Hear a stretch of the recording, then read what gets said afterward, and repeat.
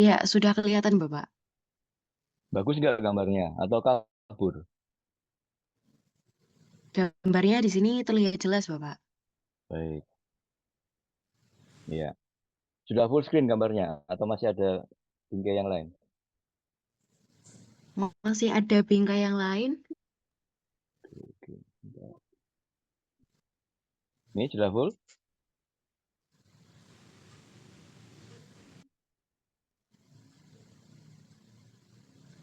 Sudah full ya? Oh, iya, Bapak. Sudah. Ya. Baik. Assalamualaikum warahmatullahi wabarakatuh. Waalaikumsalam warahmatullahi wabarakatuh. Ya, selamat pagi semuanya. Mudah-mudahan makin banyak yang bisa bergabung. Ini tadi saya sempat melihat mahasiswa yang bergabung belum mencapai 80 ya.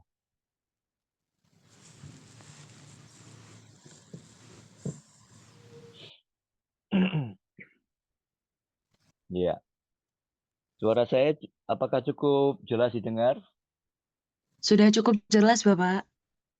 Ya, baik. Nah, sambil melakukan hal-hal yang lain, silakan mengikuti pembekalan ini.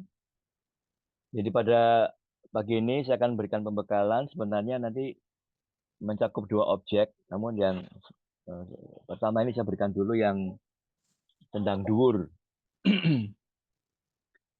Nanti ada satu PDF buku tentang sedang dhuwur yang bisa di-download juga. Nanti akan saya berikan. Ini saya berikan dulu paparan layang pandang untuk tinggalan yang ada di Sendang Dhuwur. Jadi foto ini menunjukkan bagian depan dari makam Sendang Dhuwur yang berupa, kalian bisa dilihat, itu kira-kira tinggalan masa Islam atau masa Hindu-Buddha itu kalau melihat dari tampilannya. Coba yang bisa open mic, coba berikan komentar.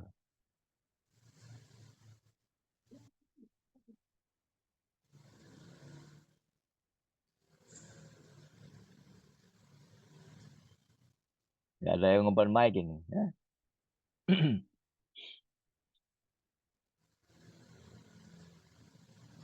Yang sudah membuka Zoom-nya, coba beri komentar sedikit. Kalau melihat foto ini, bagian yang saya tanda dengan kursor ini kelihatan seperti candi atau tinggalan masa Islam? Iya, Pak. Candi ya? Ya, Iya, Bapak. Ya. Nah, itu pula yang menjadi sebab mengapa pada masa lalu, ketika masa kolonial, pihak Dinas Purbakala Hindia Belanda juga awalnya menganggap ini tinggalan dari masa Hindu-Buddha. Disebut sebagai candi kecil. Karena dari tampilan atau fisik bangunannya memang sepertinya candi. Dimulai dengan bagian depan ini yang disebut sebagai Gapura Candi Bentar. Jadi Gapura Candi Bentar itu istilah yang diberikan untuk gerbang atau pintu masuk yang seolah-olah seperti candi yang dipisahkan atau dibelah dua, kanan kiri ini ya. Nah, kemudian pada masing-masing gapura itu terdapat pagar. Ini pagar.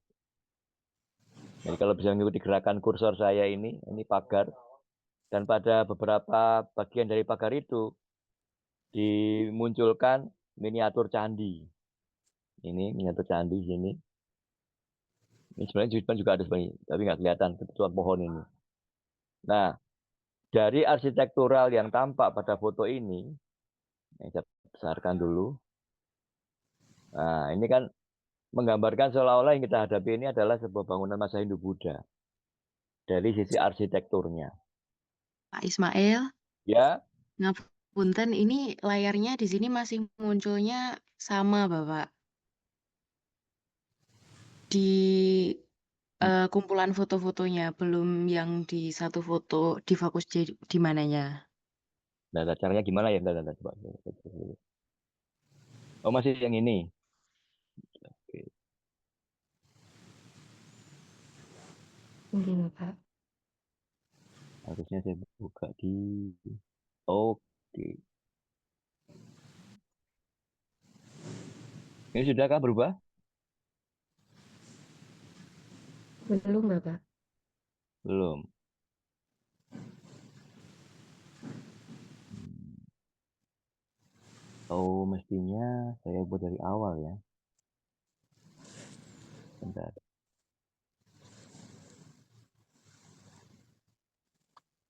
Dan mulai lagi.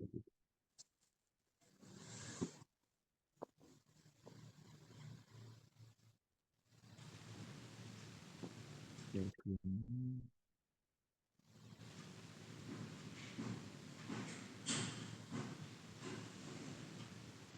Sudahkah berubah? Atau masih sama?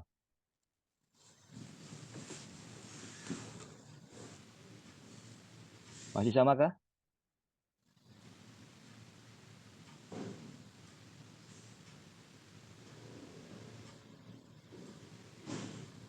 Sudah berubah belum? Di saya, punten masih sama, Pak. Masih Masih banyak sama foto, ya? iya. Bentar. Hmm.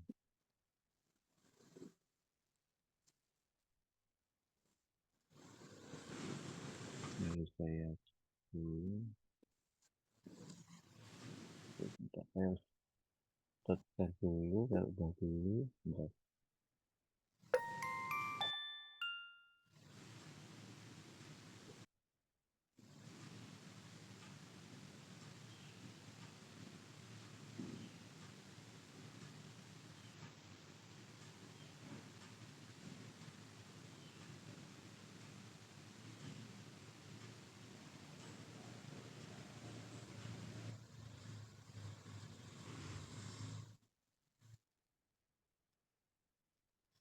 Hmm.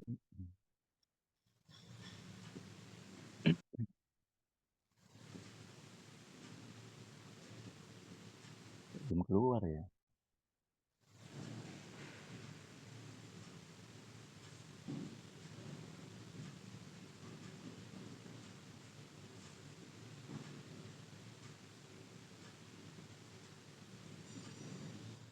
Oh, ini satu gambar yang ini.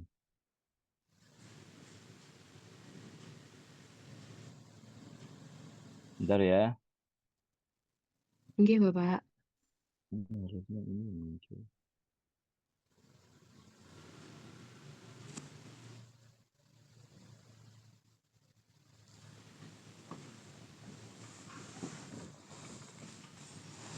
Ini keluar nggak gambar yang ini? Atau masih gambar yang lama? Untuk sekarang malah untuk share screen dari Bapaknya tidak ada, Bapak. Tidak ada. Iya, Oke. tidak muncul. Ini di sini posisi.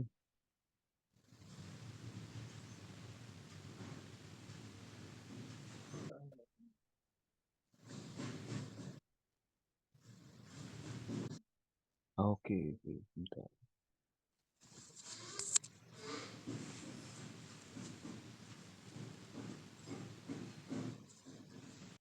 Saya tidak mengerti mengapa ini yang di apa, share ini nggak bisa keluar ini.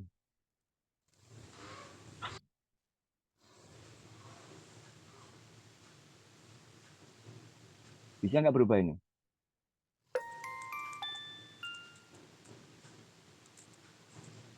Sudah berubah belum? Sudah keluar foto yang Gapura. Untuk share screen-nya sudah muncul, tapi di sini yang keluar itu masih gambar yang banyak itu, Bapak. Hmm, oke. Hmm, oke. Yang saya heran kenapa tidak bisa membuka dia.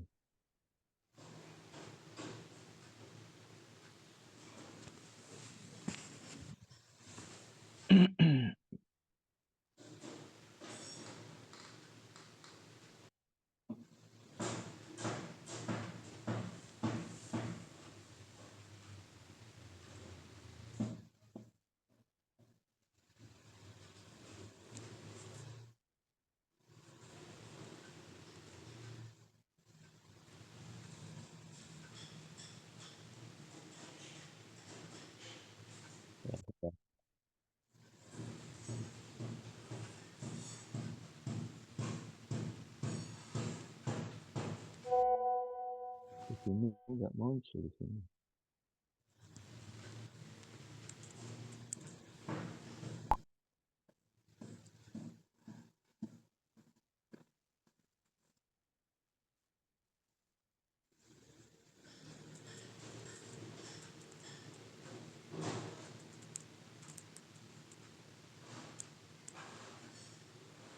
Nggih, ini fotonya sudah terlihat Bapak, yang Iya ya? gapura, yang Heeh. ada tulisan sumur gilingnya Iya, itu. udah keluar ya?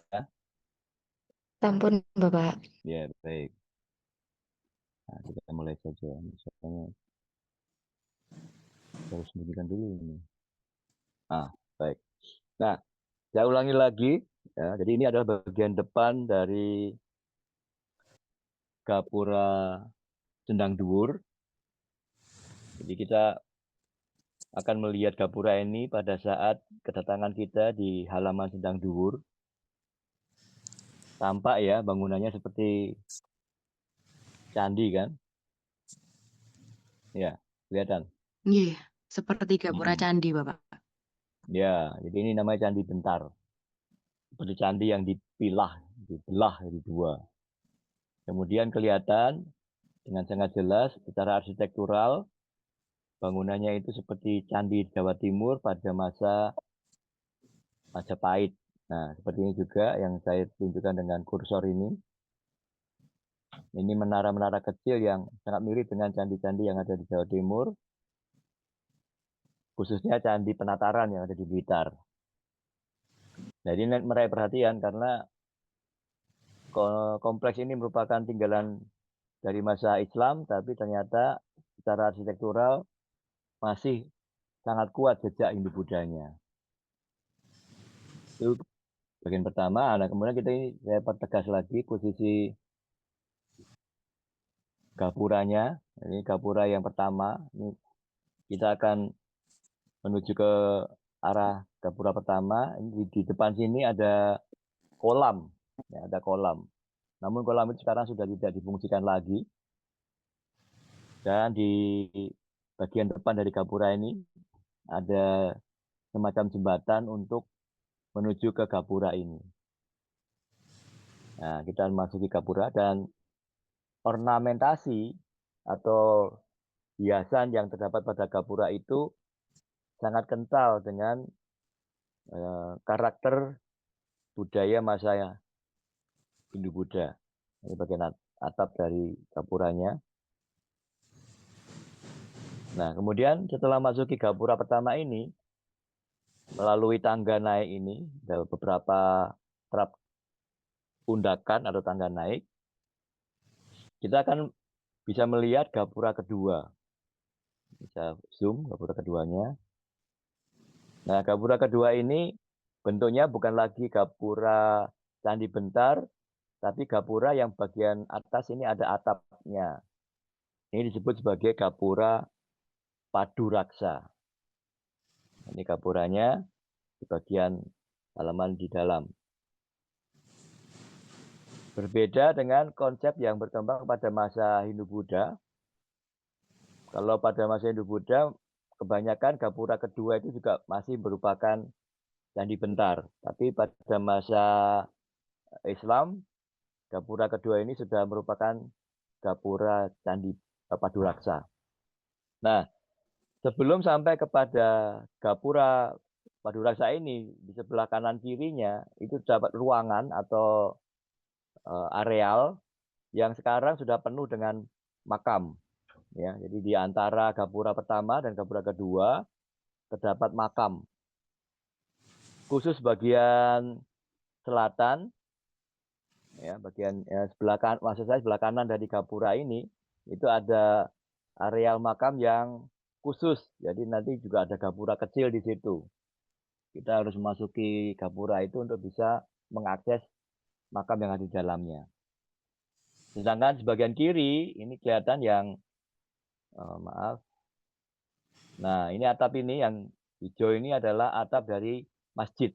Untuk mencapai masjid ini dari posisi makam kita harus naik tangga. Ini gapura yang ini gapura untuk ke ini gapura untuk ke masjid naik ke sini. Jadi ini sekarang dari halaman luar kita masuk halaman pertama. Ini namanya pertama. Nah, ini kalau tampak dari samping bentuk gapura yang terluar. Ya, ini kelihatan sekali karakter dari peninggalan masa Hindu-Buddhanya. Ini gapuranya. Nah, ini celah di antara gapura. Nah, di samping inilah terdapat, nah ini ada gapura kecil untuk memasuki areal makam di halaman pertama. Di sebelah sini ada gapura kecilnya, tapi di seberangnya tidak ada gapura yang memisahkan. Ya. Jadi terbuka tempatnya. Kalau ini ada gapura kecil. Ya, teruskan. Nah, ini penampakan dari gapura kedua yang merupakan gapura Paduraksa. Nah, kita melihat bahwa pada dinding yang melekat pada gapura kedua ini, kanan kiri, juga terdapat ornamen dan juga ada jejak karakter dari apa pengaruh masa Hindu-Buddha termasuk di sini. Nah, ini yang menarik di sini yang terbesar ini walaupun agak kabur, ini relief pada dua buah batu pipih yang menunjukkan dua contoh vegetasi yang ada di lokasi ini. Ya, jadi di lokasi ini tuh tumbuh tanaman yang sangat populer yaitu tanaman orang mengatakan jambe atau pinang. Ya. Kemudian ada tanaman lain yang ini agak meliuk-liuk dibanding, tapi ini adalah tanaman palem juga. Di Pantura Jawa itu jenis palem yang umum ada 3. Yang pertama adalah pinang, kemudian ada aren atau siwalan, dan yang ketiga adalah kelapa. Itu sangat populer di Pantura Jawa. Dan itu banyak digambarkan pada sendang dhuwur ini. Dan ini menarik di sini. Nah, Anda bisa menduga ini pahatan apa ini? Coba yang memperhatikan gerakan kursor saya ini. Ini kira-kira pahatan apa ini? Nah, nah ini sebenarnya adalah bentuk yang digayakan ya. Jadi tidak begitu nyata. Ini adalah gambaran dari Makara. Makara itu konsep Hindu-Buddha yang menggambarkan makhluk atau binatang jadi-jadian yang merupakan gabungan dari beberapa binatang jadi satu. Ini Makara dan ini bagian mulutnya mengeluarkan semacam apa ini air terjun gitu. Di sebelah kanan dan kiri ini agak berbeda. Nah, kalau di sini bentuknya bukan Makara tapi berbentuk kala. Ini bentuk kala, bagian mata, kemudian ini bagian mulutnya menganga, kemudian air keluar dari mulutnya. Nah, ini menggambarkan bahwa pada posisi geografis yang di ketinggian ini tetap ada simbol mengenai kehadiran air di situ. Ya, apalagi kalau dalam konteks Islam, di sini ada masjid, maka air menjadi keharusan untuk melakukan bersuci, berwudu, atau untuk toharoh. Ya. Nah, ini kita masih di halaman pertama. Kemudian di halaman pertama ada apa lagi? Nah, kita bisa melihat di bagian atap dari Paduraksa tadi, di foto dari sisi belakang. Nah, ini gambarannya sudah sangat berbeda dengan masa Hindu-Buddha.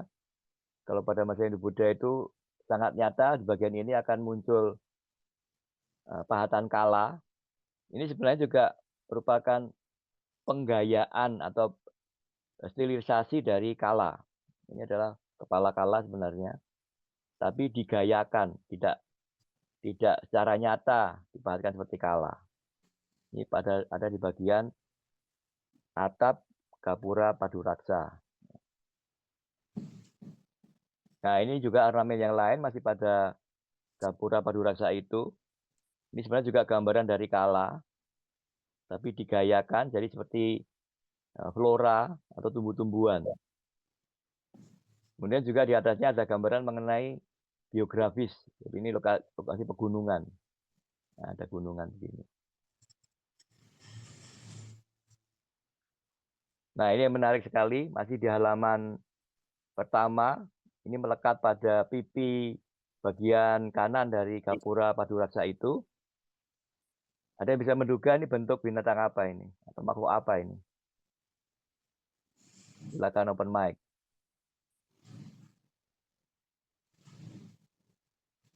Anda bisa menduga? Singa. Itu seperti Singa. singa bukan, Pak? Seperti singa ya. Iya. Nah, tapi singanya unik ini. Ada yang unik apanya yang unik? Punya sayap? Betul. Ya, jadi ini memang penggambaran dari makhluk singa, tapi dia punya sayap.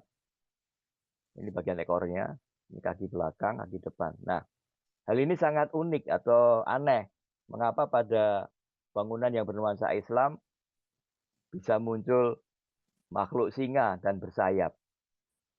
Singa saja merupakan binatang yang tidak pernah hidup di Nusantara atau di Indonesia. Tapi mengapa bisa muncul sebagai simbol? Nah, contoh kehadiran singa bersayap itu kita bisa juga temukan pada candi di Blitar, yaitu Candi Panataran. Di Candi Panataran pada bagian atas itu juga terpahatkan deretan singa bersayap.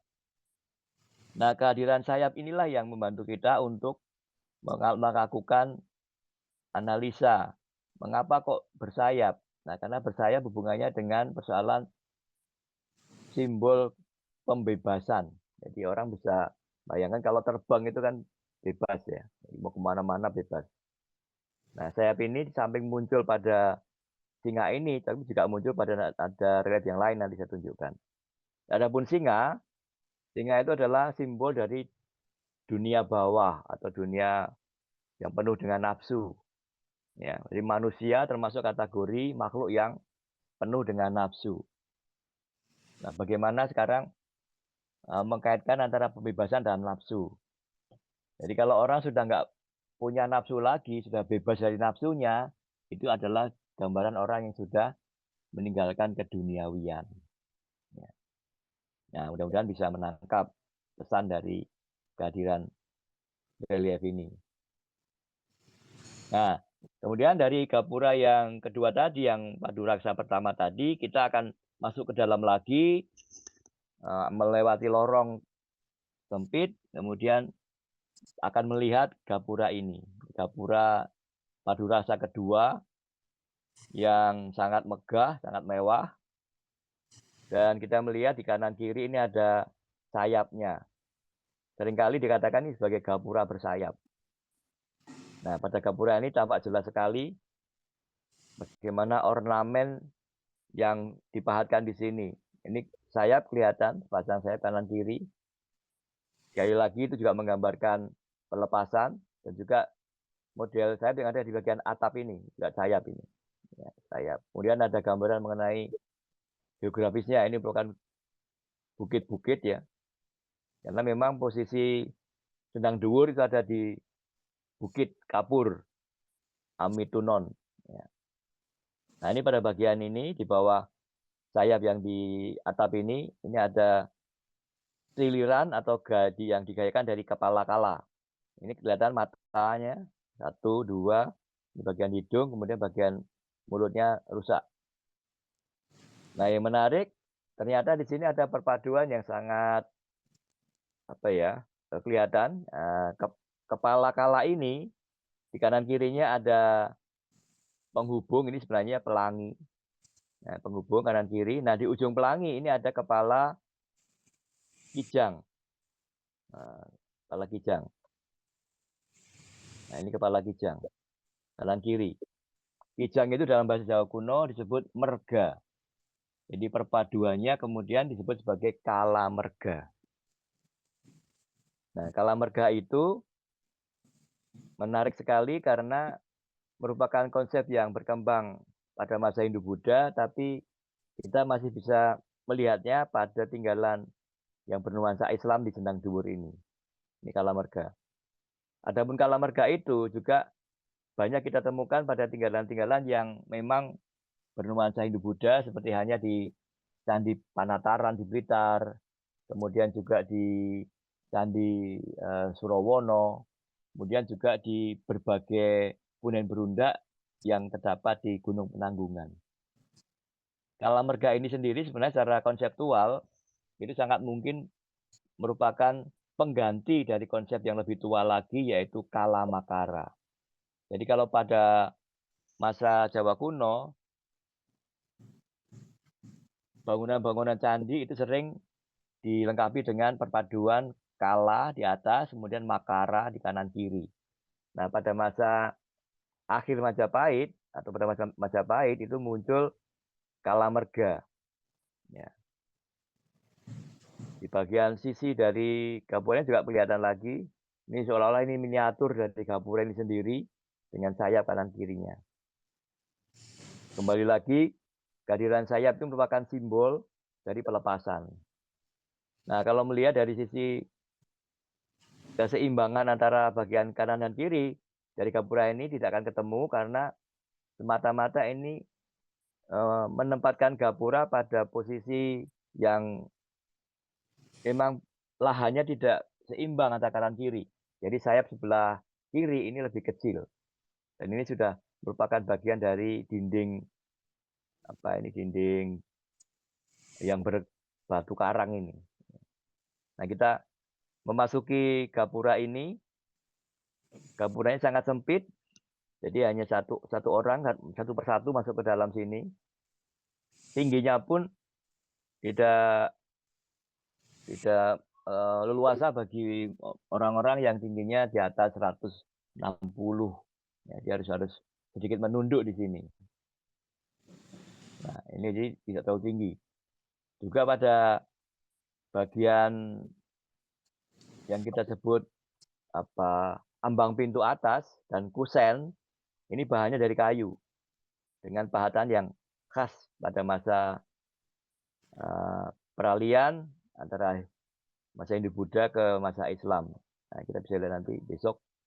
Ini kanan kiri dari kayu. Ini masih asli.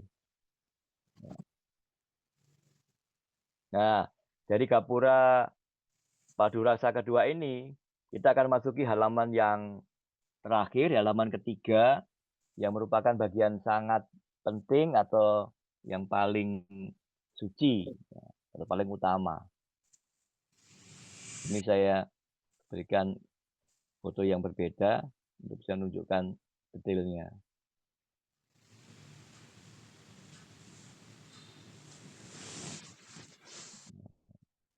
Nah, ini adalah bagian dari tutup cungkup makam utama yang ada di halaman ketiga.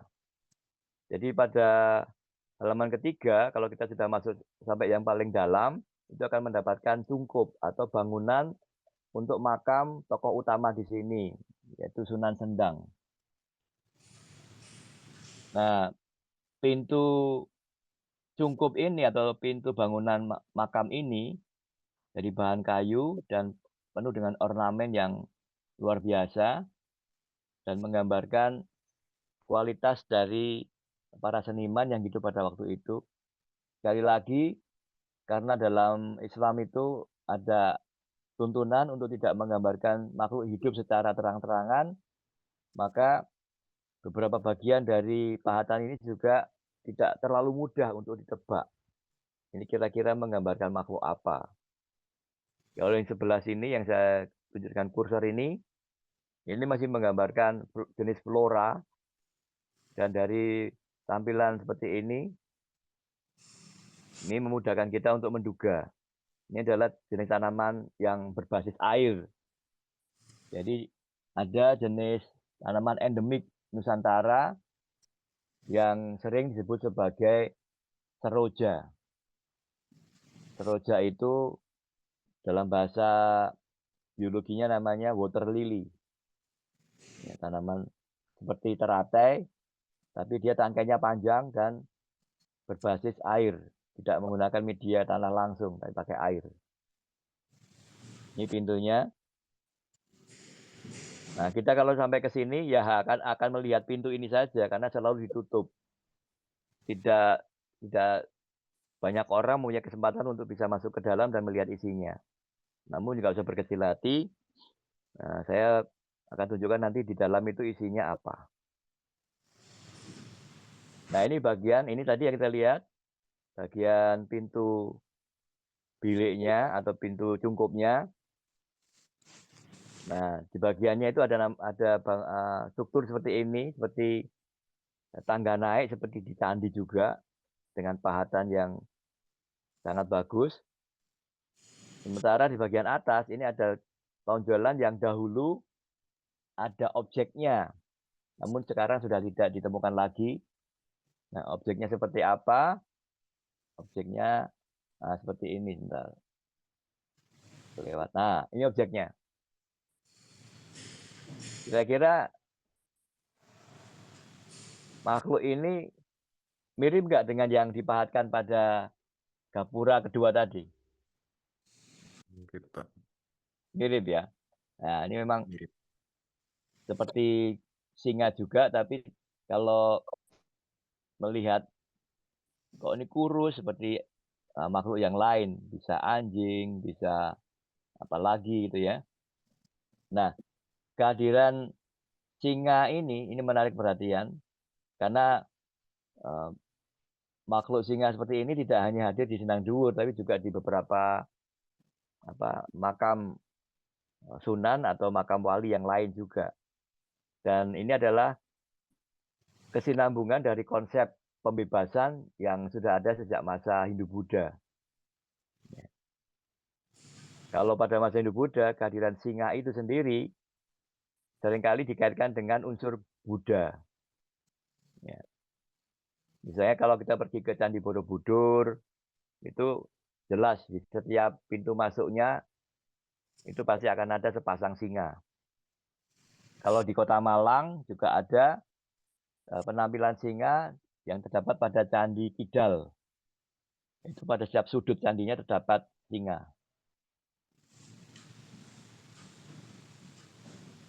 Nah, ini bukti sejarah yang sangat penting yang ada pada cungkup itu, namun perlu kiat khusus atau sedikit usaha untuk bisa mengetahuinya di lokasi. Karena pahatan ini tersembunyi di balik tirai. Jadi besok mudah-mudahan paling tidak yang bisa masuk ke cungkup utama bisa melihat tinggalan ini. Jadi ini saya zoom. Ini adalah pahatan dan bagian ini menunjukkan adanya semacam bulan sabit ya. Bulan sabit. Nah, pada bagian bulan sabit ini ada pahatan 4 angka.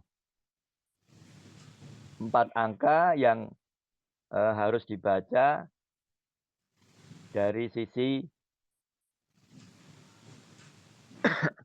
ini, dari sini bacanya. Ini angka 1. Kemudian angka 5. Angka 0. Angka 7. Ya, ini merupakan angka Jawa kuno yang tersembunyi. Oleh pembaca yang awal, yaitu Stutterheim, beliau mengajukan dugaan bahwa angka tahun ini terkait dengan angka tahun selesainya dibangun cungkup ini. Cungkup untuk Sunan Sendang.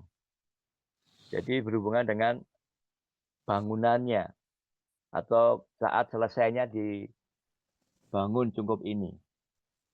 Jadi saya ulangi lagi, angka tahunnya angka 1, angka 5, kemudian angka 0, dan angka 7. Ini menjadi pertanyaan kita, karena kalau itu angka tahunnya menggunakan tarik Saka, maka konversi ke Masainya itu ditambahkan 78. Ya, kita akan mengetahui 1000 507 ditambah 78. Masih berada pada posisi abad ke-16. Nah, itu terkait dengan cungkupnya. Nah, tentu saja dugaannya antara selesainya cungkup ini dan tokoh yang dimakamkan di dalamnya tidak terlalu jauh berbeda. Jadi ini gambaran bahwa angka tahun ini sangat membantu kita untuk memberikan pertanggalan terhadap bangunan cungkup Sunan Sendang ini. Nah, ini tinggalan artefaktual yang dulu pernah saya foto karena ini di dalam pada posisi di tempat yang sangat gelap. Jadi hasil fotonya ya tidak terlalu maksimal. Tapi ini adalah sisa dari bangunan bertiang satu. Dan ini ada tiang tunggal atau soko tunggal. Kemudian bagian atasnya ini ada percabangannya. Nah, bangunan soko tunggal itu merupakan karakter yang menarik pada masa Islam, yang merupakan simbol dari keesaan Tuhan. Ya, bangunan soko tunggal ini. Walaupun sebenarnya embrionya sudah ada sejak masa Hindu Buddha. Pada masa Hindu Buddha juga sering kita dapatkan pada relief candi, bangunan-bangunan pemujaan dengan tiang yang hanya satu atau soko tunggal. Namun sayang kalau kita ke sana besok sudah nggak akan menemukan benda ini lagi. Ini letaknya ada di bagian belakang dari cungkup Sunan Sendang. 2 tahun lalu saya ke sana dan kayaknya sudah nggak ada lagi benda ini. Mungkin sudah dipindahkan ke penyimpanan yang lain. Nah, ini adalah relief yang lain dari cungkup Sunan Sendang. Jadi ini menggambarkan ada sayap kanan kiri juga. Nah, ini contoh yang di sini, ini ada bangunan, saya zoom, ini bangunan yang ada umpaknya, kemudian tiang tunggal. Satu sini, satu di sini. Ya. Begitu banyak unsur-unsur simbolik yang melekat pada ornamen di sini. Nah, inilah nisan dari makam utama, yaitu makam Sunan Sendang. Kita tidak akan bisa melihat langsung nisan ini, tapi ya, ini satu keberuntungan karena saya mendapatkan akses untuk bisa mendapatkan ini foto ini. Dan yang menarik, pada bagian nisan yang terbuat dari bahan batu andesit ini, terdapat logo lingkaran yang dikelilingi oleh sinar. Orang umum biasanya terlalu cepat untuk mengatakan ini adalah Surya Majapahit. Padahal sebenarnya tidak ada hubungan dengan Majapahit, karena Sunan Sendang ini masa hidupnya adalah ketika Majapahit sudah runtuh. Ini tentu saja nggak ada hubungan dengan Majapahit. Jadi ini simbol dari matahari, ya, lingkaran dengan sinarnya. Bahannya batu andesit. Dan kita bisa membandingkan, ini ada skala meternya. Warna putih ini 10 cm. Jadi ada 1, 2, 3, 4, 5. Jadi tinggi dari nisan ini lebih dari 50 cm. Cukup besar. Bahannya dari batu andesit berwarna abu-abu. Nah, ini kalau ini saya perbesar simbol yang ada pada nisan itu. Artinya kita bisa mendapatkan gambaran bahwa pada sekitar abad 16 Masehi, kalau kita menemukan nisan-nisan dengan pola hias seperti ini, nah, itu bisa menunjukkan kurun waktu tertentu, kurang lebih abad ke-16. Mungkin juga sudah dimulai pada masa-masa sebelumnya, pada akhir abad ke-15. Nah, ini gambaran lengkap bagian pintu masuk ke cungkup itu. Ini kita lihat di sini. Kanan kiri ada semacam tonjolan dan di atas ini dulu ada singanya itu. Dua-duanya sudah lenyap. Ini gambaran pintunya sekarang. Nah, ini ada gemboknya ini. Gemboknya nggak cuma satu. Ini gembok yang sangat lama. Ini yang relatif modern. Nah, sampai sekarang tetap dilengkapi dengan gorden ini ya. Ada gorden ini. Semua bagian papan yang menutupi cungkup ini ditutup dengan gorden.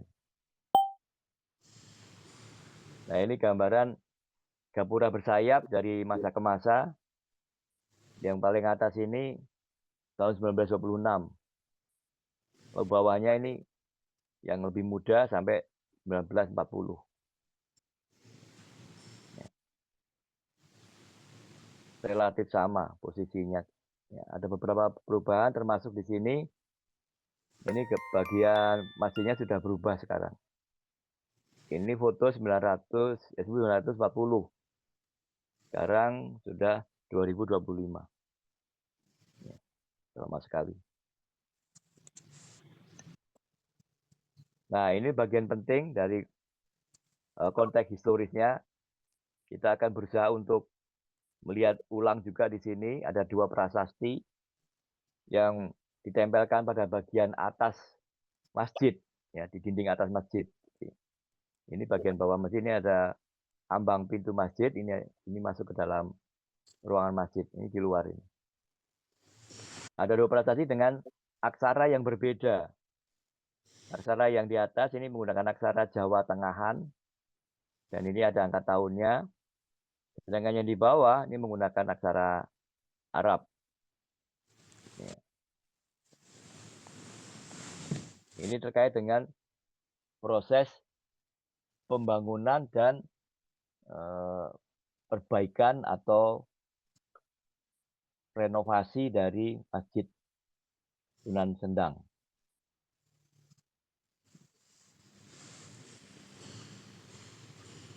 Nah, ini adalah foto yang jarang beredar. Ini adalah fragmen dari satu buah arca yang sejak lama dia berada di halaman Masjid Sendang Dhuwur, namun sekarang sudah diamankan, dipindahkan ke tempat lain karena ini rawan hilang. Nah, ini merupakan salah satu jejak bahwa sangat mungkin di masa lampau sebelum Sunan Sendang datang ke tempat ini, di sini dulu pernah ada bangunan suci bernuansa Hindu-Buddha. Nah, kalau melihat fragmen arca ini, nah, maka sangat mungkin latar belakang agama dari tempat suci itu adalah Hindu atau Siwa. Ini jejak yang masih terlihat. Ketika awal pertama saya ke sana di tahun 80-an masih melihat ini, kemudian tahun 90-an masih ada, nah sekarang sudah diamankan di tempat lain. Nah, kemudian, ini adalah dinding pembatas antara komplek makam dan di belakangnya adalah komplek masjid. Ini dinding pembatasnya. Yang menarik adalah pahatan pada dinding ini.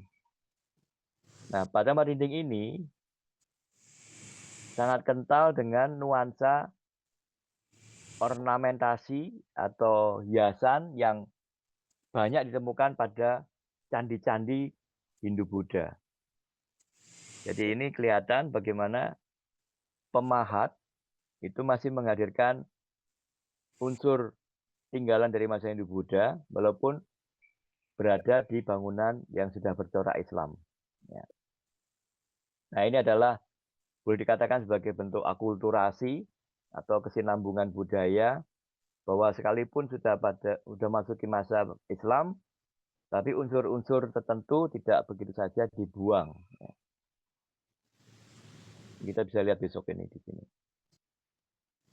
Nah, selanjutnya ini yang terkait dengan kajian lingkungan, mengapa di tempat yang tinggi, Gunung Kapur yang secara umum bayangannya ada tempat yang tandus, tapi orang di abad ke-16 mau tinggal di sana. Nah, ini yang sangat unik gitu ya. Daya dukung pertama secara arkeologis adalah bangunan ini. Ini adalah tempat beradanya sumur giling. Ini cungkupnya atau rumahnya Cungkup Giling, kita lihat ini. Nah, ada umpak-umpaknya yang menyangga tiang-tiang bangunan ini. Kemudian atapnya juga masih kelihatan ini menggunakan corak bangunan lama. Nah, di tengah-tengah ini ada sumurnya. Dan sumur ini cukup dalam, bukan hanya cukup dalam, tapi sangat dalam, sehingga untuk efisiensi tenaga, untuk mengambil airnya tidak menggunakan tangan, tapi menggunakan tenaga kaki yang lebih kuat. Nah, ini contohnya Bapak yang selalu membantu kita untuk menunjukkan bagaimana ini drum atau lingkaran ini dijejek di apa namanya? Di bahasa Jawanya dijejek ya. Apa bahasa Indonesianya apa itu? Yang menggunakan kaki untuk memutar drum ini. Nah, ini ada kayu-kayu menjadi diinjak itu. Nah, di bagian tengah ini ada tali yang pada ujungnya terdapat bak air atau ember untuk mengambil air dari bawah dan membawanya naik. Jadi yang menggerakkan bukan tangan, tapi kaki. Mengapa dikatakan sumur giling? Nah, karena ini seperti menggiling, diputar ini. Ya. Ini teknologi yang sudah sangat lama dan kita melihat ini arsitektur bangunannya ini masih satu yang asli, yang kuno. Dan sekarang masih dipakai. Ini menyebabkan orang bisa bertahan di sini karena ada sumber air di situ. Apalagi terkait dengan konteks masjid, maka harus ada air untuk bersuci atau untuk wudhu. Nah, di sekitar ini sekarang penuh dengan rumah-rumah penduduk. Ya. Ini bagian dari strategi untuk adaptasi lingkungan. Jadi manusia tetap akan bisa tinggal, bertahan di suatu tempat, walaupun seolah-olah kering, selama masih ada sumber daya air, maka mereka bisa bertahan hidup. Ini foto yang lain lagi. Nah, sama, ini besar lagi, sama, ini ada 4 angka di situ. Ya. Nah, barangkali ada yang mau ditanyakan, silakan. Oke, teman-teman, dari penjelasan yang sudah disampaikan oleh Pak Lutfi, sekiranya ada yang mau ditanyakan, monggo dari teman-teman.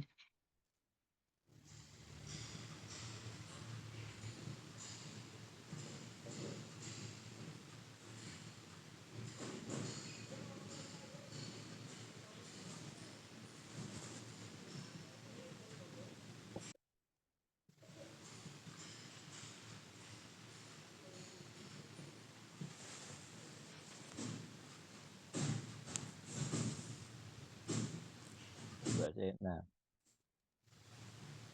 ini kalau keterangan singkat yang terdapat di sana, dan di sini, kompleks makam Sendang Duwur sebenarnya nggak lengkap kalau hanya makam, karena yang di sana juga terdapat masjid. Jadi harusnya kompleks makam dan masjid Sendang Duwur merupakan kompleks makam Islam yang memperlihatkan perpaduan unsur budaya Hindu dan Islam.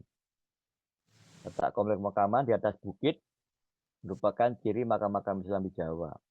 Walaupun ciri ini artinya tidak berlaku untuk semuanya. Karena pengkhususan juga ada misalnya pada makam Sunan Ampel. Sunan Ampel makamnya tidak di bukit, tapi di dataran rendah. Nah, kalau terkait dengan tempat suci yang ada di bukit, di atas bukit, itu memang ada hubungannya dengan ini, agama Hindu. Walaupun juga tidak selamanya tinggalan Hindu itu ada di bukit, tapi juga ada yang di dataran rendah. Lalu unsur Hindunya tampak di sini ternyata ada Gapura, Candi Bentar. Dan Kori Agung ini maksudnya Gapura Paduraksa. Tokoh yang utama yang dimakamkan adalah Sunan Sendang atau Raden Nur Rahmat. Nah, ini baru di sini yang diperkirakan merupakan pendiri Masjid Sendang Duwur. Ini diperkirakan, karena memang secara historis kita tidak mendapatkan tinggalan primer tentang pernyataan bahwa yang membangun masjid itu adalah Raden Nur Rahmat. Namun terkait dengan angka tahun yang dipahatkan pada Cungkup Sunan Sendang dan dihubungkan dengan karakter masjid yang kuno, yang lama, yang memang sejaman, nah itu maka muncul dugaan. Diperkirakan merupakan pendiri Masjid Sendang Duur. Sambil menunggu barangkali ada yang mau ditanyakan.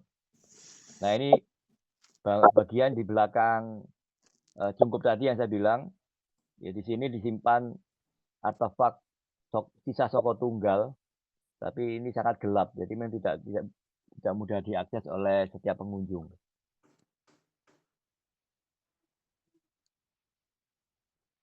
Ini detailnya tadi. Ya. Salah satu artefak pembanding untuk Soko Tunggal ini terdapat di Tuban. Di Museum Kambang Putih Tuban ini juga terdapat gambaran mengenai bangunan Soko Tunggal menggunakan model seperti ini.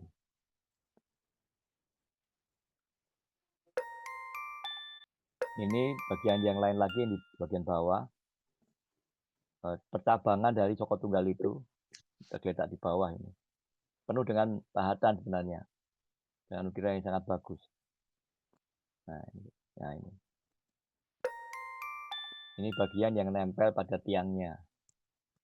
Ini percabangan ke sana. Sayang sekali tidak direkonstruksi. Nah ini bagian bawahnya. Nah ini kelihatan sekali bahwa ini adalah Soko atau tiang. Pokoknya Soko Tunggal. Ini pojok dari Cungkup Sunan Sendang. Ini foto yang sangat langka ini, tidak banyak orang yang punya. Karena tidak menyadari bahwa di belakang Cungkup itu ada artefak penting yang tersembunyi. Belum lagi di sini ada pahatan yang menarik yang perlu dikaji ini, karena makin lama makin lapuk ini. Ini ada semacam bangunan bertiang, beratap 3. 1, 2, 3. Lalu ada mustakanya di sini. Nah, ini gambaran yang umum bahwa bangunan-bangunan suci pada masa Islam, terutama masjid, itu memiliki atap tumpang. Atap tumpang dan jumlahnya biasanya ganjil. Mulai dari 3, 5, 7, dan seterusnya. Tapi kebanyakan 3. Ini bagian bawahnya. Ini seolah-olah gambaran yang berlaku pada masa itu, bangunan masjid itu menggunakan atap tumpang 3.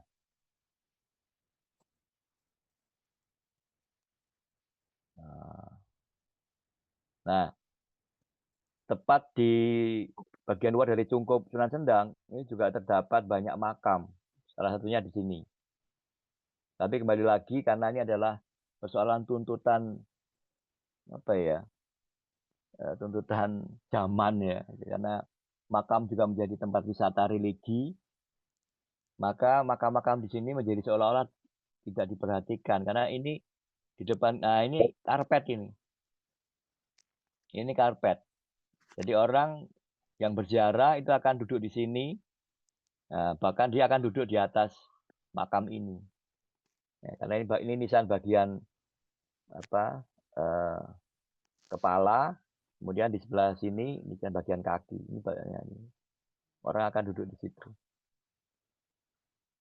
Termasuk kita barangkali akan begitu nanti. Nah ini juga ornamen yang lain. Silakan diperhatikan. Coba ini kira-kira terbayang atau bisa berimajinasi ini kira-kira pahatan apa ini? Muncul nggak pahatan makhluk hidup selain tanaman gitu ya? Karena ini pasti ada sesuatu yang disamarkan. Bentuk apa ini tengah-tengah ini? Nah, tampaknya memang pahatan flora atau tanaman, bunga-bunga dan ranting-rantingnya. Tapi sebenarnya ini ada yang disamarkan di sini.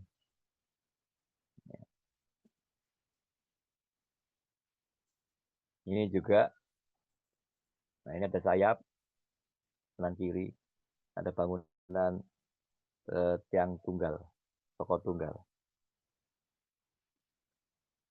Nah ini contoh nisan yang ada di dalam cungkup. Ini ada yang menggunakan hot atau kaligrafi.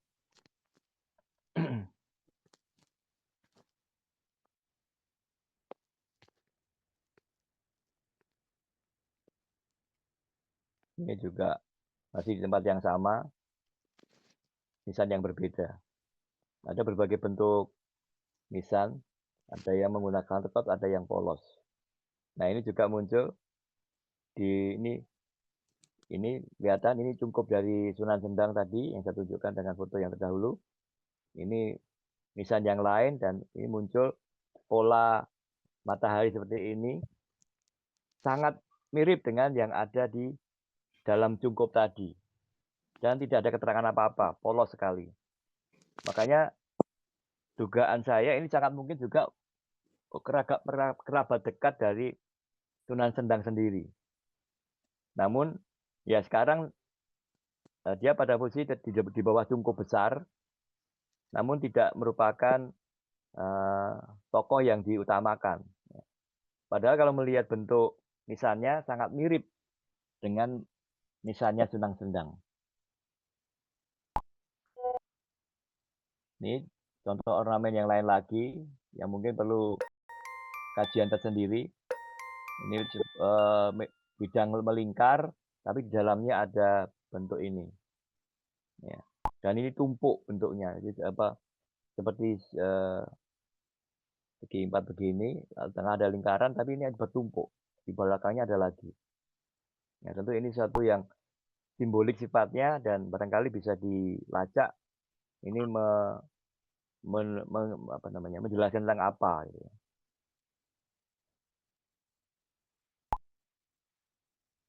Sama. Tadi sudah. Nah ini yang kita bisa lihat juga di bagian dalam masjid. Ini ada pahatan menggunakan aksara Arab dan di sini juga ada angka tahunnya. Jangan jelas angka tahunnya. Silakan open mic ini dibaca angkatan berapa ini?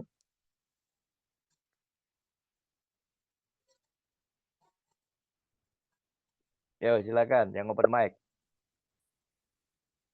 Angkatan berapa?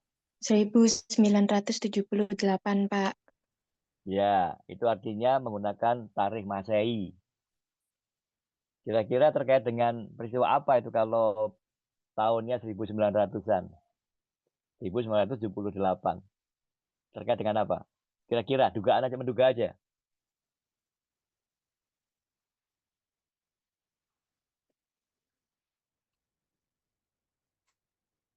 Saya tunjukkan.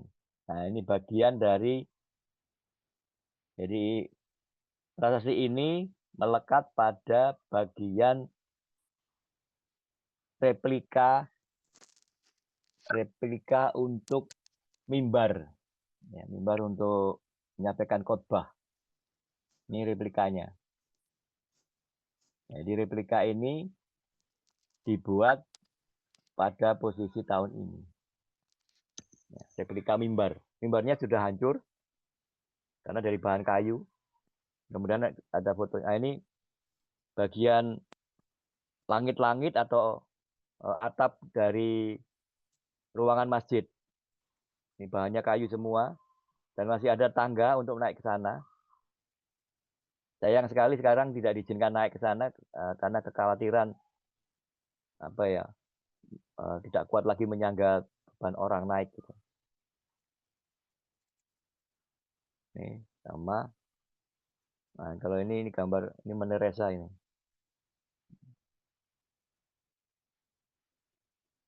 Ya. Kunjungan di tahun yang lalu. Nah, ini ulangi lagi sama. Nah, silakan coba menebak ini pahatan apa kira-kira?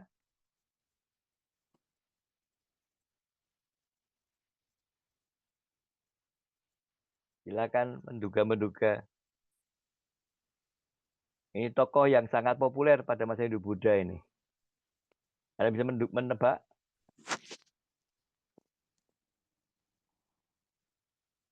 Yang sudah menemukan jawaban silakan open mic.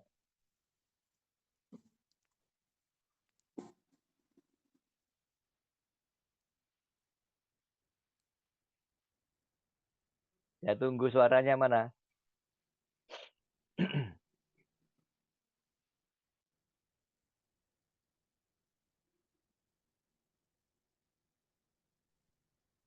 Seperti Anoman, Pak. Iya, bukan ya betul sekali, tepat ya. Ini ekornya. Ini ekornya. Ini mukanya, moncongnya di sini, ini tangan yang di depan. Ini kakinya. Ini Anoman memang betul. Ya, Anoman ini digayakan atau disamarkan. Sesuai dengan ajaran di dalam Islam, tidak boleh menggambarkan makhluk hidup secara nyata. Jadi ini digayakan, disamarkan. Ini Anoman. Nah, kalau Anoman itu hubungannya dengan apa ya? Dengan makam, dengan masjid itu apa kira-kira? Nyambungnya di mana itu ya? Mengapa Anoman perlu dihadirkan di makam? Ya. Tidak lain adalah karena peran Anoman yang membebaskan Sita dari cengkeraman raksasa yang bernama, ada yang tahu? Sita diculik sama siapa? Rahwana. Ya, Rahwana atau Dasamuka. Jadi ini kehadiran si Anoman adalah persoalan membebaskan. Dan Anoman ini sangat sangat jelas hadirnya pada posisi relief Anoman Duta di Candi Panataran Blitar. Nah, ini menarik karena Anoman muncul pada makam Islam. Nah, konteksnya adalah pembebasan. Sama, sudah. Ini saya pertajam dari bagian pipi tangga menuju ke makam utama. Ini ada pahatannya juga merupakan pahatan sayap. Sama. Sudah. Nah, ini adalah mimbar. Mimbar yang asli sebelum hancur. Ini foto dari Dinas Purbakala Hindia Belanda. Nah, ini masih asli. Sekarang sudah dibuat replikanya. Nah, ini. Jadi kalau hari Jumat biasanya atau dari perayaan besar Islam itu, nah khotib itu akan duduk di sini dan berdiri di mimbar ini untuk menyampaikan tausiah atau khotbahnya. Pak Ismail, Ya. permisi. Untuk penyampaian Bapak, ini waktunya sudah selesai karena kita juga untuk durasi waktu. Setelah ini adalah penyampaian untuk Pak Reza. Boleh, silakan. Ya. Baik, terima kasih ya Pak Ismail. Ya. Menerima sudah siap? Sudah. Oke, kalau gitu saya tutup ya screen saya ya. Baik, permisi Pak Reza, apakah sudah join di Zoom ini? Sudah, itu udah Dan kelihatan. suaranya terdengar jelas? Ya. Assalamualaikum warahmatullahi wabarakatuh. Waalaikumsalam warahmatullahi wabarakatuh. Selamat pagi, Pak Lutfi, Pak Prof. Lutfi, seluruh mahasiswa. Mohon maaf, saya kalau Jumat itu waktunya hari kerida, waktunya ngopeni jasmani, jadi mungkin kalau di jadwal jam 7 Jumat itu saya masih di fakultas lain, saya di Fakultas Ilmu Olahraga. Saya.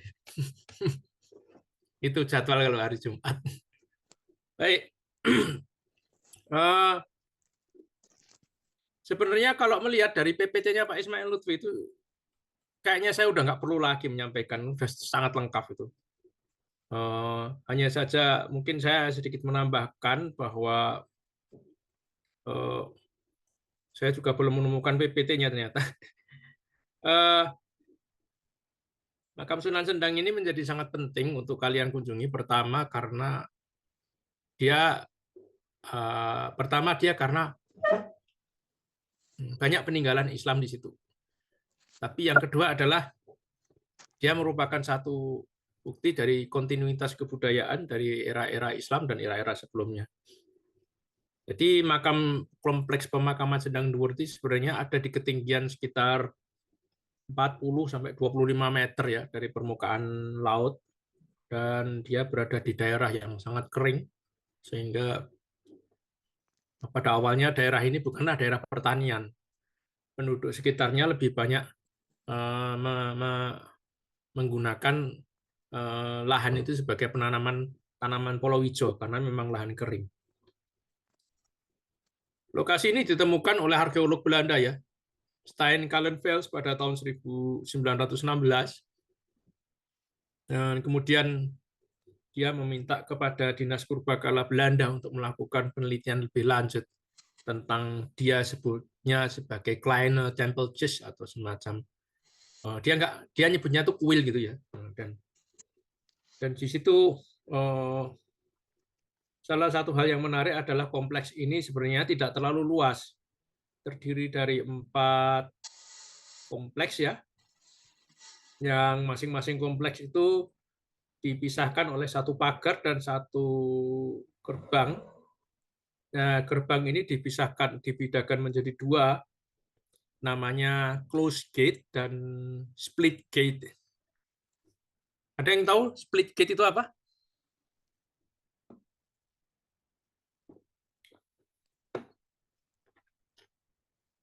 Candi Bentar. Closed gate Paduraksa. Jadi apa atau fungsi gerbang itu? Jadi fungsi gerbang itu adalah membedakan antara wilayah sakral dan wilayah profan, wilayah suci dan wilayah biasa. Jadi dia bedakan dengan gerbang. Jadi gerbang itu fungsinya membedakan antara satu tempat dengan tempat yang lain. Nah, kawasan makam Sendang Dhuwur itu bukan seperti kawasan makam-makam lain yang memiliki bentuk yang teratur ya. Entah persegi 4, biasanya orientasinya jelas. Makam Sendang Dhuwur ini sedikit agak rumit karena pemakaman ini ada di salah satu tebing bukit ya. Jadi bentuknya sedikit kurang beraturan. Jadi bentuk makam ini seakan-akan mengikuti punggung bukit. Di mana makam yang paling tinggi, the most sacred tombs, itu ada di atas. Dan itu ada mausoleumnya, ada tempat yang menutupnya. Makamnya tidak terlalu banyak, sedikit, dan posisinya ada di atas bukit. Jadi di pemakaman Sendang Dhuwur itu Anda bisa melihat pemandangan desa-desa yang ada di sekitar Sendang Dhuwur itu. Sendang Dhuwur itu wilayahnya pada awalnya masuk di Karesidenan Surabaya, di distrik Lamongan, Regenskap Lamongan, distrik Surabaya, dan di situ ada, kalau bisa dibilang ada 4 komponen yang perlu diteliti. Pertama adalah komponen reliefnya, kedua ornamentasi relief yang ada pada pagar, relief yang ada pada gapura, dan relief yang ada pada makam, atau kita kenal sebagai epitapnya. Jadi itu. Yang kedua adalah bentuk, arsitektur, bentuk dari gate, atau gate itu gerbang, itu yang perlu Anda cermati. Yang ketiga adalah masjid. Nah, masjid itu ada komponennya. Masjid itu ada mimbar, ada soko, ada padasan atau tempat untuk bersuci, tempat wudhu, ada yang 5 yang perlu Anda cermati juga adalah tulisan atau sangkok Candra Sengkala yang ada di beberapa tempat. Nah, ada komponen kelima lagi yang penting dari Sendang Dhuwur itu adalah sumuran atau sumur tua. Sumur yang usianya sudah cukup lama. Jadi sampai saya membayangkan bahwa sumur itulah adalah sumber air untuk penduduk yang ada di sekitarnya. Dan sumur itu kualitas airnya sangat bagus dan letaknya sedikit terpisah dari kompleks pemakaman dan kompleks masjid. Jadi kita harus agak sedikit jalan ke selatan untuk bisa mendapatkan gambaran seperti apa sumur itu. Jadi sumur itu sangat tua ya, modelnya aja sampai masih seperti sumurnya Mojopahit itu ya. Itu gambaran secara fisik. Bentuknya nggak beraturan, bentuknya itu makamnya itu mengikuti punggung bukit gitulah. Jadi tapi yang penting adalah kenapa kita meminta Anda datang ke sana adalah kita ingin menyaksikan bahwa sebenarnya peralihan antara Islam dan Hindu itu adalah peralihan yang sangat lamban dan sangat apa istilahnya evolusioner ya, bukan revolusi tapi perubahannya itu sangat lambat dan itu bisa dilihat dari relief-reliefnya itu menunjukkan bahwa adanya satu kesinambungan kebudayaan. Misalnya dalam bentuk hewan masih ada bentuk seperti singa, masih ada bentuk seperti kijang, masih ada bentuk seperti naga ya, yang diselamur, distilir atau dibuat tidak jelas. Dan yang jadi masalah adalah bentuk-bentuk dari hewan-hewan tersebut menjadi semakin kurang bisa dilihat oleh kita karena saya kurang tahu mengapa kok pemerintah Dinas Kebudayaan Lamongan ini nggak menaruh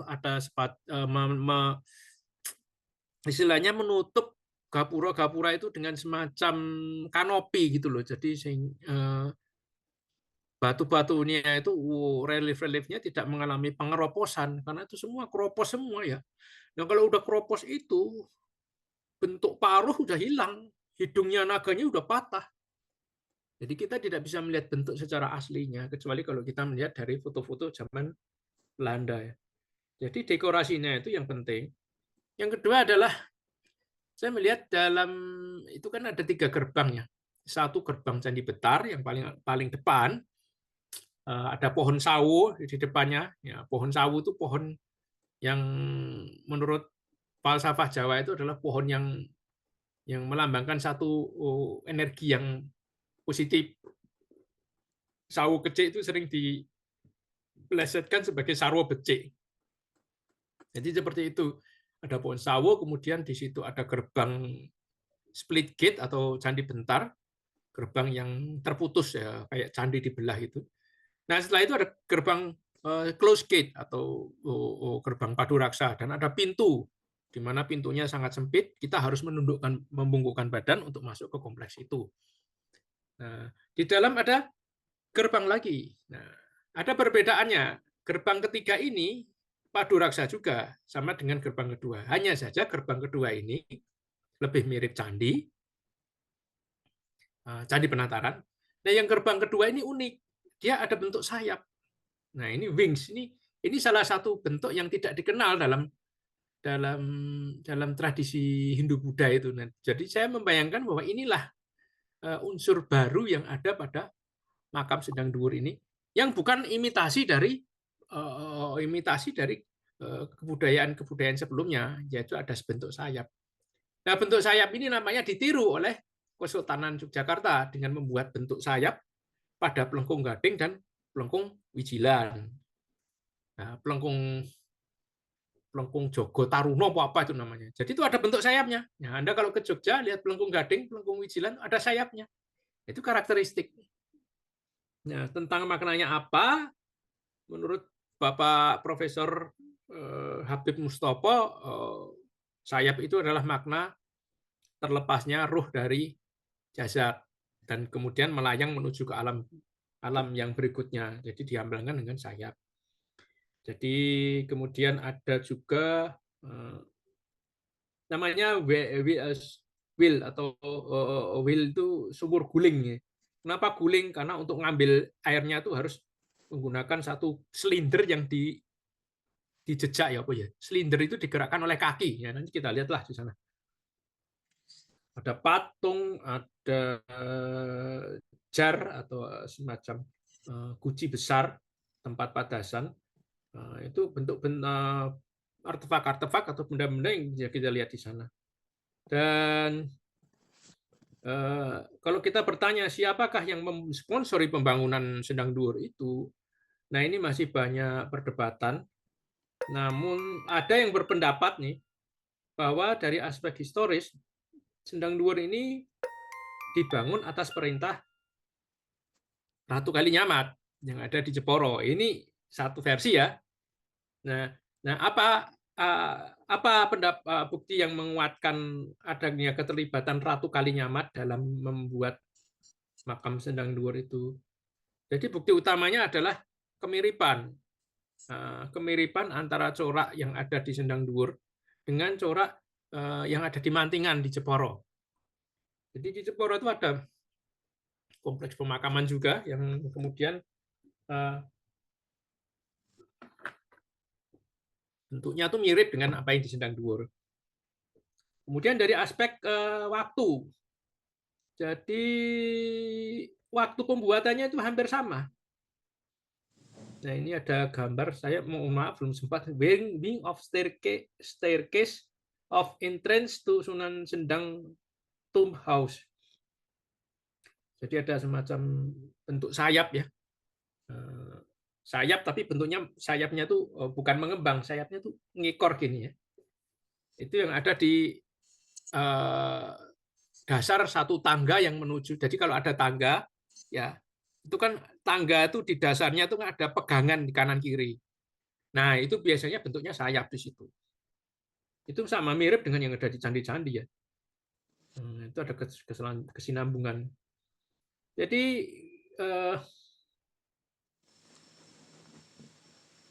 di Mantingan ini saya bicara agak keluar dulu ya, karena memang ada asumsi bahwa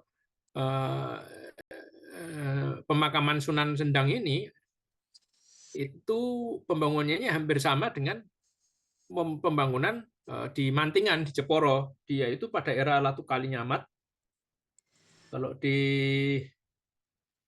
masjidnya ya, di Masjid Ratu Kalinyamat di Mantingan itu ada Candra Sengkolo, Rupo Brahmono, Warnosari, yang berarti 1481 Saka atau 1559 Anno Domini atau tahun Masehi. Jadi ini adalah era kepemimpinan dari Ratu Kalinyamat. Nah, kalau arkeolog mungkin ini Pak Lutfi bisa mempertegas. Biasanya kalau kita bicara candi, maka yang pertanyaan yang muncul adalah candi ini dibangun pada rezim siapa gitu, pada masa kekuasaan siapa, Dyahwawa atau Balitung atau Rakai Pikatan, masanya Wisnuwardana atau masanya Kertara Jasa. Ya candi-candi itu dilacak kira-kira dibangun pada masa apa. Nah Sendang Dhuwur ini diperkirakan dibangun around the period of Ratu Kalinyamat. 1573 1578. Jadi kemungkinan ini ada relasi antara Mantingan Jeporo dengan Sendang Dhuwur. The relation between Mantingan Jeporo and Sendang Dhuwur can be proved by the style of architecture and decorative art on both monuments. Jadi ini penjelasannya. Hubungan antara Masjid Mantingan Jeporo dengan Sendang Dhuwur itu bisa dibuktikan dengan gaya arsitektur dan seni dekorasi di kedua monumen tersebut. Ini intinya monumen gitu. Jadi ini yang menjelaskan bahwa kemungkinan besar Sendang Dhuwur ini memang dibangun pada era Kalinyamat. Tapi apakah itu atas perintah Ratu Kalinyamat? Ini yang kita belum tahu. Tapi memang Jeporo waktu itu menjadi negara yang besar, mewarisi Demak ya. Karena Demak setelah Trenggono kan hancur. Dihancurkan oleh perang saudara antara klannya Ratu Kalinyamat dan klannya penguasa dari Jipang, yaitu Aryo Penangsang. Nah, di situ tidak ada sumber yang memastikan bagaimana Sendang Dhuwur itu dibangun. Namun ada satu sumber yang berasal dari satu manuskrip. Jadi satu tulisannya seperti ini.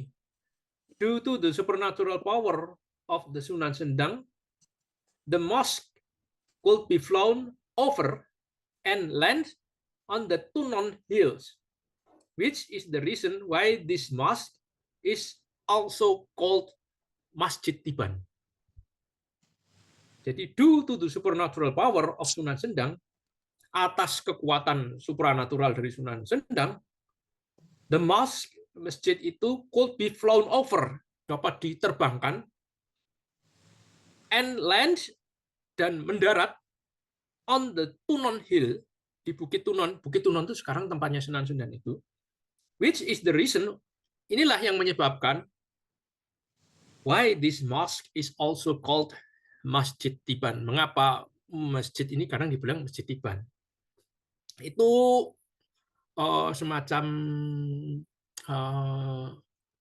manuskrip ya, itu namanya, orang Jawa kalau bercerita nggak selalu langsung ke to the point. Dia pasti pakai perumpamaan-perumpamaan. Itu biasa. Jangan langsung ditangkap. Jadi memang kemungkinan besar itu ada perintah dari Sultan Khalil Nyamat untuk membangun masjid di situ. Nah, bukan hanya mendarat itu artinya Sunan Sendang itu memerintahkan supaya pembangunannya di sini. Nah, kemungkinan di sini ada tempat sakral. Nah, asumsinya di situ tempat sakralnya orang Hindu. Terus dijadikan tempat sakralnya orang Islam karena letaknya ada di ketinggian. The date of this event is in the chronogram Gunoning Saliro Tirto Hayu.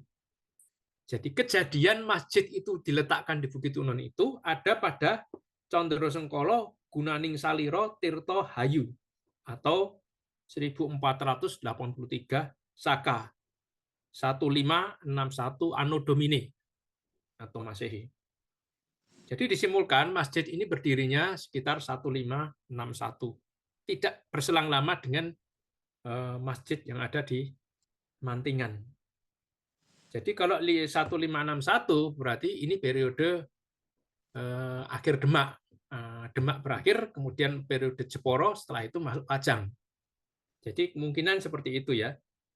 Dan nanti kalau Anda lihat di gate nomor B ya, jadi itu di gerbang ketiga, itu gerbang yang bentuknya agak nyeliwang, melenceng dari pakemnya Gapuro Hindu Buddha.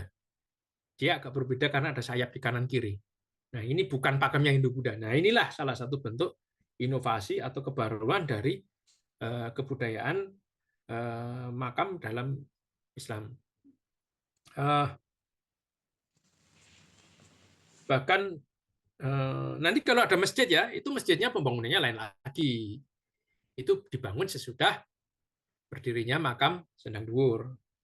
Jadi ini beberapa hal yang perlu disampaikan.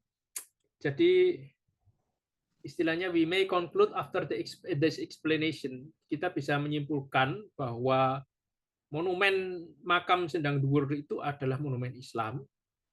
Namun dia mewarisi satu nilai-nilai tradisi-tradisi Hindu Buddha.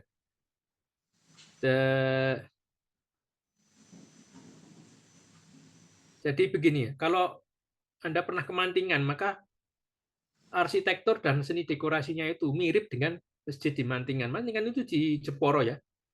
Jeporo dan Lamongan itu jaraknya sangat dekat. Karena dia bisa ditempuh dengan jalur laut. Jadi seperti itu ya. Posisinya Jeporo, Rembang, Tuban, Lamongan. Nah, itu satu jalur ya. Jadi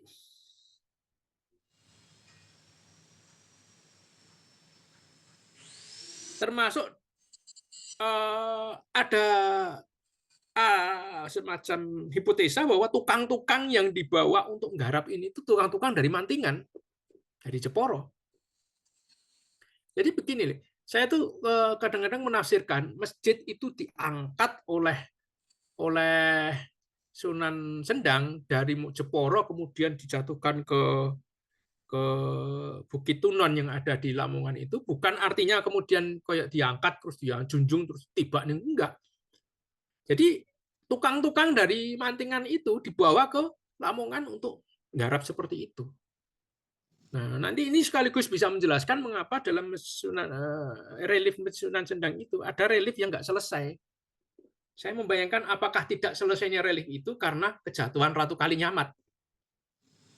Nah, itu saya kira yang masih asumsi ya. Kita sejarawan nggak bisa bilang kalau nggak ada data, tapi bisa berasumsi seperti itu. Banyak relief yang nggak selesai di situ. Saya kira karena ada pengaruhnya karena kejatuhan pengaruh dari Ratu Kalinyamat. Terus munculnya Pajang. Nah, semakin ke selatan itu semakin nilai-nilai Islamnya sudah semakin berkurang. Jadi semakin lebih berorientasi ke Hindu-Buddha ya. Ada Kalamarga, pohon kehidupan, kemudian ada Merak, Garuda. Some other objects are proof that the artists of Sendang Duur still continue the Hindu Indonesia and original Indonesian tradition. Bentuk-bentuk hewan, kalamarga, dan segala macam itu menjadi bukti bahwa seniman-seniman yang garap Sendang Duur itu masih melanjutkan tradisi-tradisi Hindu-Buddha dan Indonesia asli. Jadi ada bedakan Hindu-Buddha dan Indonesia asli. Nah, Indonesia asli itu agama leluhur itu. This applies also the split gauge. Ini juga diterapkan ketika kita bisa melihat gerbang Candi Bentar, split gauge, Candi Laras, and closed gate, Buaduraksa, dan konstruksi dari tiang-tiang masjid dan bangunan-bangunan lain. Nah, nanti tiang-tiang masjid tadi sudah dijelaskan oleh Pak Lutfi. Jadi kemungkinan kesimpulannya adalah kesan yang saya peroleh sesudah menjelaskan tentang monumen Islam Sendang Duur dan tempat-tempat lain, keyakinan kepercayaan Islam itu penetrated slowly. Paham ya? Apa maksudnya penetrated slowly? Ada yang tahu? Penetrated slowly into the minds of Indonesian without force. Jadi masuk secara perlahan dan mempengaruhi otak orang-orang Jawa ini tanpa melalui sebuah peperangan. Nah, itu saya kira dari bangunan monumen Sendang Duur ini kita bisa membuat salah satu kesimpulan, ini adalah bentuk penetrasi budaya yang sangat halus. Tuh. Sementara di makam Sunan Derajat, kompleks makamnya lebih luas, ada 7 gerbang di situ, dan ada nilai-nilai yang sangat konkret di situ bahwa manusia haruslah memberikan makan kepada orang yang lapar, manusia haruslah memberikan payung kepada orang yang tidak punya rumah, payung artinya perlindungan, manusia harus memberikan tekan tongkat pada orang yang buta, memberikan pengetahuan pada orang yang belum berpengetahuan. Dan memberikan busana kepada orang yang utuh. Anda harus memberikan pelajaran tentang budi pekerti, malu kepada orang ya. Wong iku kudu izin. Supaya apa? Supaya sampean iku bejaji gitu loh. Bejaji itu yang terhormat. Orang bisa dihormati karena dia pakai busana yang bagus. Coba sampean gak nggo klambi kan ya orang akan mengira Anda orang gila. Ya itulah saya kira. Nanti ada balai rantai semacam bentuk pengajian gazebo tapi yang sangat lama. Sangat tua. Jadi banyak juga. Yang terakhir ada kita belajar tentang bagaimana nisan ya, sebentar ya.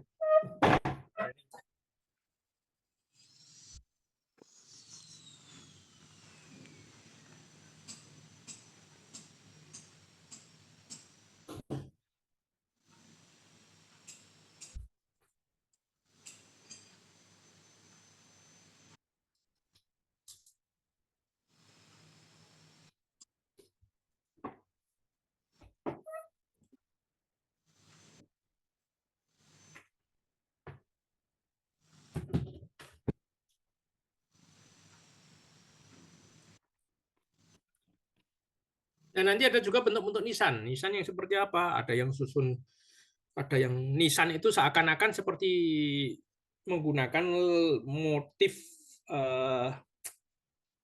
lotus atau bunga teratai ya. Jadi kalau di Hindu Buddha itu kan ada arca terus ada bunga teratai di bawahnya itu loh, di padmanya itu loh. Nah ini di makam Islam di Sendang Dhuwur ini ada ini Sendang Dhuwur sama Sunan Derajat ada. Nisannya juga ada kayak bunga teratainya di bawahnya ada. Biasanya kan kalau angkanya nggak 3, 5, 7. Yang penting ganjil ya. Nah itu saya kira hal-hal yang penting saya sampaikan untuk pembekalan ini. Yang jelas ada banyak hal yang bisa kita bisa dapat peroleh dari kedua lokasi ini. Itu dari saya. Terima kasih. Baik, terima kasih Pak Reza dan juga Pak Lutfi.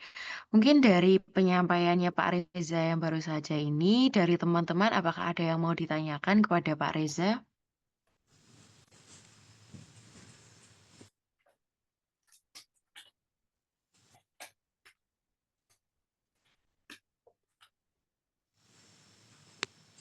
Kalau saya, Mbak, biasanya pertanyaan akan banyak ketika di lapangan. Oh, baik Bapak. Pasti Oke. di lapangan banyak. Saya pengalaman sudah hampir lebih dari 8 kali, 7 kali dampingi KKL. Pas pembekalan nggak tanya. Begitu di lapangan, aku keseling jawab. Oke, baik Bapak. Kalau Betul. seperti itu, saya mengucapkan terima kasih kepada Pak Lutfi dan juga Pak Reza yang hari ini sudah menyampaikan pembekalan dengan materi yang sangat luar biasa kepada teman-teman. Kalau begitu, untuk pembekalan hari ini, saya akhiri. Terima kasih kepada teman-teman yang sudah mengikuti pembekalan. Di foto dulu bisa nggak, Bapak? Pripun, Bapak? Ada sesi foto bisa nggak? Oh ya, bisa Bapak. Ya. Open cam. Oke, teman-teman bisa open cam dulu ya. Kita akan melakukan sesi dokumentasi. Untuk Alisa, selaku PDD, bisa dibantu? Iya, bentar.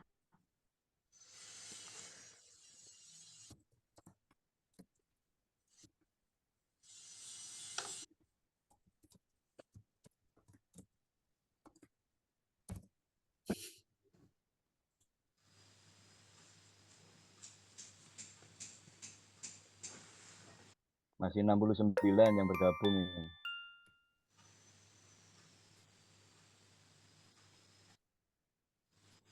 Ini kan ada 3 slide nanti per slide ya. Iya. Silakan. Oke, Alisa mungkin bisa dikasih aba-aba untuk teman-teman bersiap. Oke, sakit saya mulai. Bisa pose semua. 1, 2, 3.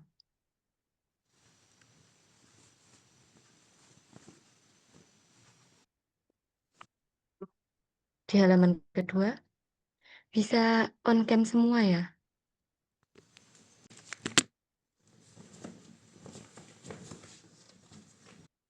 Satu, 2, 3.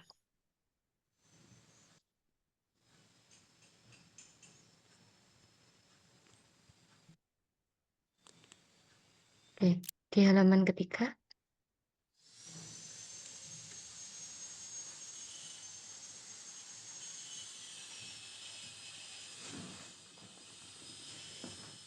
Teman-teman bisa on cam semua ya.